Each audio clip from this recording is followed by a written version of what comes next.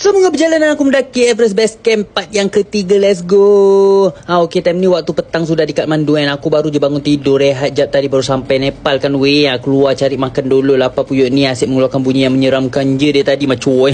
Tapi sebelum pergi makan tu aku pergi cari bas untuk ke Salary esok pagi tau. Salary tu kalau nak tahu bandar yang paling dekat sekali untuk pergi starting point nak hiking Everest Base Camp lah. Jadi semua benda aku buat sendiri, cari info sendiri. Jadi memang penat sikit lah solo ni tau. Semua benda aku kena buat sendiri.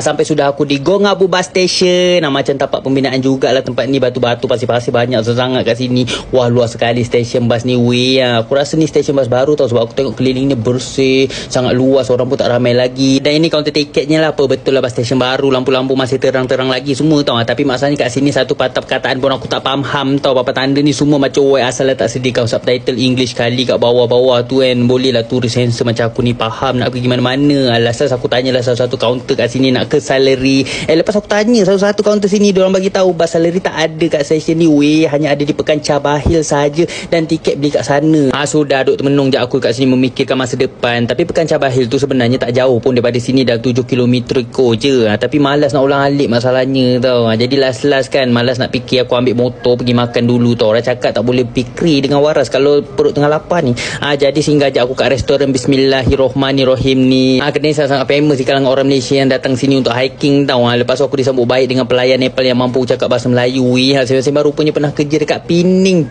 Mantap weh. Anak mami aku rasanya dia ni. Okey lah, makan dulu aku order nasi putih sama kari ayam. Cantik nasi dia weh, tak lekat-lekat panjang-panjang pula. Beli kat mana lah diorang ni kan. Nasi kat Malaysia tak macam ni pun. Okey, makan dulu adik-adik. Alhamdulillah lepas makan pergi solat dekat masjid depan kedai ni. Lepas tu nak balik ke hostel, aku balik jalan kaki je biar sehat sikit lah hidup ni tau. Sambil-sambil nak rasa suasana malam dekat bandar Nepal ni. Terang sekali jalan kat sini semuanya tau digantung mentol kecil-kecil macam tu kat atas kepala aku. Sangat meriah sungguh di hari raya jalan kat sini. Masalahnya ada lagi satu, kebanyakan pemandu-pemandu kat sini sangat sopan satu anak Melayu di jalan raya tau. Tak bunyikan horn sesuka hati diorang. Bagus, bunyikan bila perlu saja. Aku suka sangat suasana kat sini, tak ada bising-bising kecoh-kecoh macam nak memulakan perang dunia. Tak ada, bagus. Good morning. Time ni aku bangun awal pukul 2 pagi gitu sebab nak pergi ke Pekan Cabahil ambil bas ke Salary. Bas dia pukul 5 pagi, jadi kena gerak awal lah sebab aku tak beli tiket lagi. Aku kemas barang semua, kemas diri juga. Mandi sudah malam tadi, tak ada dah, aku mandi gosok gigi je time ni.